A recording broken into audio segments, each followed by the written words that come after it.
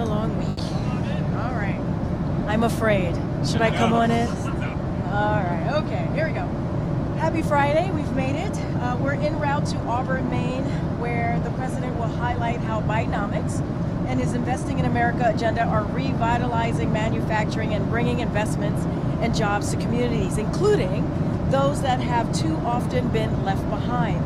His visit to Auburn comes one day after we learned that the economy grew by 2.4% in the second quarter of 2023. The GDP report shows that Bidenomics is working.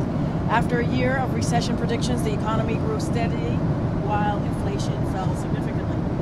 Business investment increased by nearly 8%, and construction of factories contributed more to growth than it has in 40 years.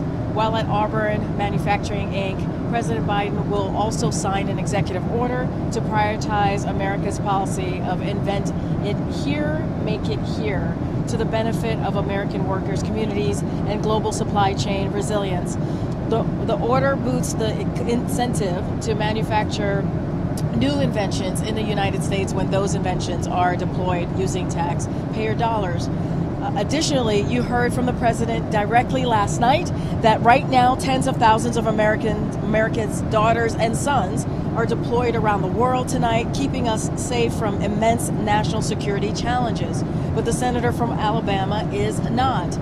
That there is a growing cascade of damage and disruption to our military as consequence of this extreme partnership, hurting military readiness, freezing pay, and subjecting military families to outrageous pain. Senate Republicans need to do the right thing, put our country over party, and speak out on behalf of our military and military families. This morning, retired Marine Corps Major General Arnold Punaro became the latest veteran to sound the alarm, saying, and I quote, "I have a huge problem with what Senator Tuberville is doing. I don't think people really understand how detrimental this really is on a day-to-day basis." And I just have a quick week ahead before we get into questions. As you know, after the president visits Auburn Manufacturing, Inc. In Auburn, Maine, he will then go to participate in a campaign reception in Freeport, Maine. This evening, the president will depart Maine en route to Rehoboth Beach, Delaware, where he will remain over the next week, and certainly we'll have more to share over the next couple of days. Go ahead. Hi, Karine. About 200 million Americans right now are under a heat or flood advisory. Some Arizona lawmakers are saying an emergency should be declared. What would it take for the president to declare an emergency, and would he consider declaring a climate emergency? So look, one of the things that I want to be very clear about is, as you know, the president has taken climate change and the climate crisis incredibly seriously. You heard directly from him yesterday as he's talked about what we're doing with this extreme heat. He put forth 3 actions. One of them is the heat alert, obviously, using current policies or current policies that the Department of Labor has, or enforcement that the Department of Labor has, that they can move forward with to help make sure to keep workers safe. So don't have anything to announce. I know you're asking me what it would take, but I want to remind folks that the president just last year used his emergency authorities to invoke the Defense Production Act to supercharge domestic clean energy manufacturing. He then doubled down on that historic action by securing investments to go even further with the Inflation Reduction Act. So he's taking historic action. You've heard me say this throughout the week about how his plans, his action have been ambitious to combat the climate crisis, and he'll keep doing that.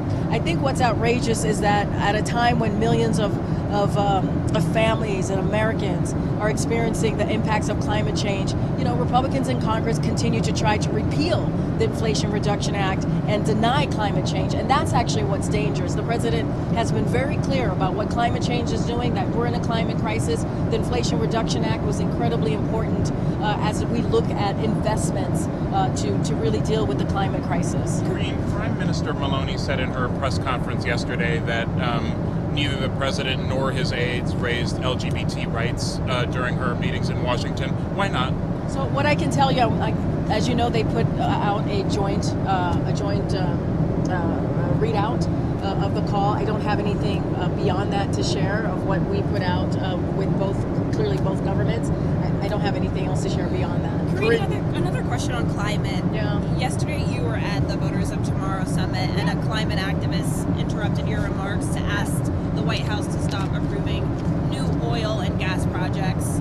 Did you speak with that activist after your remarks, and what is the president's response to her demands? So look, I mean, I just laid out everything that first of all, I think it's important, right, that our young people speak up. They are the future, right? It's really, I was proud to hear what she had to say, and it was inspiring, and that's why I was there. That's why I was there, to speak on behalf of the administration and to hear what they had to say. I didn't have a chance to speak to her afterwards. I had to go home and be with my kid. I do have a family to take care of, just like many of you. It was late at night. It was after 8 o'clock, and I wanted to make sure that she went to bed. But I'm always open, and we are always open to talking to young people. We have, and I think you have seen the president engage with young climate activists, folks on the administration do that on a regular basis. But look, here's what I just want to lay out for all of you, because again, this president has done more on climate change than any other administration, any other president. When you think about the clean energy manufacturing and the jobs boom that we've been able to see, he's going to be able to talk about that today. Here at home, accelerating the global clean energy race abroad. His economic agenda has already led to over $100 billion in private sector investments in domestic clean energy manufacturing.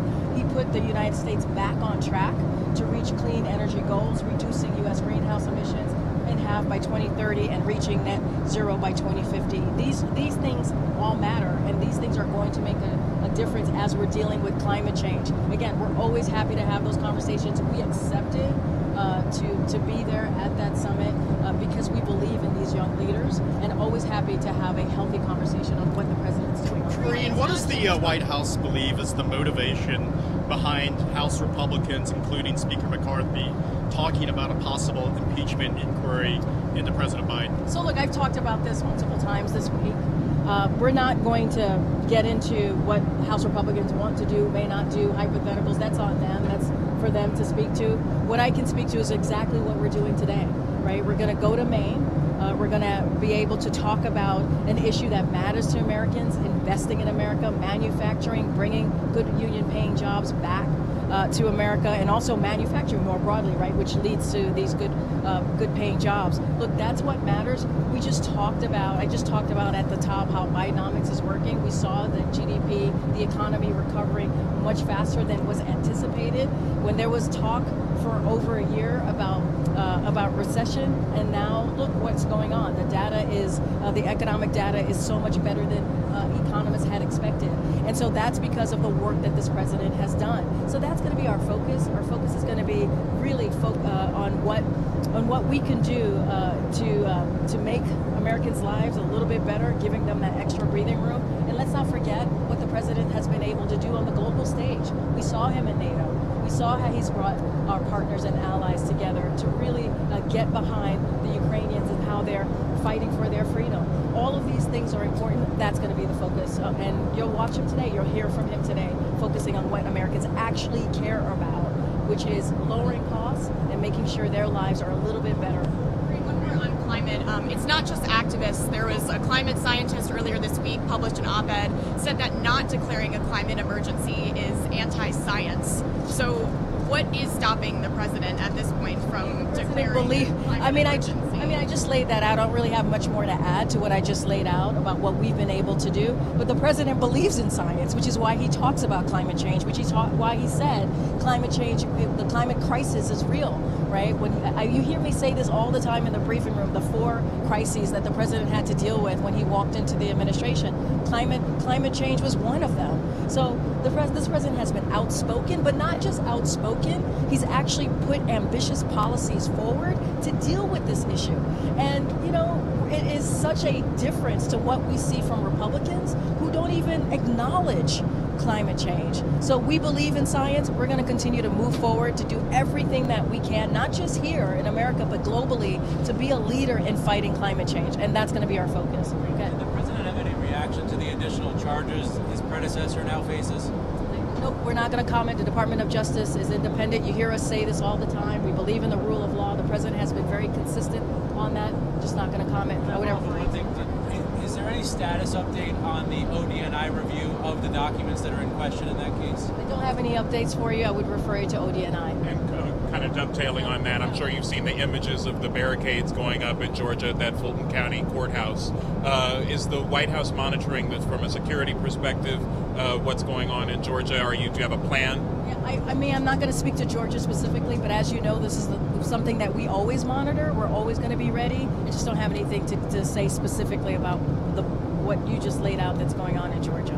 Quickly on student loans, there's a number of senators who have sent letters to debt lenders echoing some concerns about when the payment plans will come back, that these companies are understaffed, they don't have enough experienced workers. Does the president share the concerns of the senators as well? About the restarting of payments more specifically? That there'll be a big holdup, long call wait times. Yeah. So, look, this is something that the Department of Education certainly is tracking, right? That's why we made sure there was like that 12-month kind of build-in, right, for folks understanding that many people, it's going to take them a little bit of time. This is why the IDRs are so important, right? This is why the announcement that was made recently on giving some relief to millions of Americans across the country is really important. And I know the Department of Education just did a town hall to talk through how do we move forward, and to hear also from educators, from other from borrowers as well, to figure out how do we do this, how do we move forward to make sure that we don't leave anybody behind as the pause is being lifted, and people are going to have to clearly pay back. Besides the DOJ's lawsuit earlier this week, since we first asked you on Monday, has the administration taken any other steps to remove the floating barrier on the Rio Grande? Has there been any more progress from the Army Corps of Engineers or anyone else trying to? No, I hear your question. Look, we took action, right? The Department of Justice took action by a legal action, which is incredibly important. That is an incredibly important first step. I'm sure they're going to have more announcements to make. I just don't have anything for you. Should we assume that the administration's determined that legal action is really the only way to address this, and there's nothing else? I'm going to let the Department of Justice deal with that. But legal action is important, right? It's important to make sure that we make ourselves very clear on what the governor is doing, and we've said this over and over again. It's cruel, it's inhumane, and it's not surprising because you've heard me talk about remind all of you what he did on Christmas Eve, below freezing temperatures. He brought migrants and left them on the streets of D.C. I mean, that is how he has moved forward on this. We're doing this in a humane way. We put together a plan where we have seen the entry of illegal migrants go down more than it has than 2 years ago in the last 2 years, and so that's important. So we're going to continue with our plan, and I'm going to let DOJ deal with the legal and another action. Question on manufacturing. There's a shortage of workers for construction and manufacturing jobs. Is that on the president's radar, and does he have any plans to address it? Look, I don't have any specific plans or policies to address your question. This is the first time I'm hearing it, so certainly I would want to talk to our team. But look, the president is committed. He's committed in bringing manufacturing back to the U.S. I just talked about not just inventing it here, but keeping it here, right? That is the focus of certainly our trip to Maine. And so we're going to create good-paying union jobs. And so, look, it's not going to be easy, as we all know, but certainly don't have anything specific more to share. China has indicated that it's having trouble getting the top official from Hong Kong entry into the U.S. for ASEAN in San Francisco. Is the U.S. going to make it possible for that official to come, or what's the approach here? I know there are certain rules and regulations that we're following here, so don't have anything specific on that particular question that you have. But I know that the participation of all delegations in APEC, right? Is that what you're talking about? Events will be in accordance with U.S. laws and regulations on the basis of the spirit and principles of APEC. And as I was saying before, look, we will work with Russian Federation and Hong Kong, China, and all APEC economists to ensure appropriate participation in San Francisco occurs. So that's all I have there. All right. Can I follow up on one thing from yesterday? Did the U.S.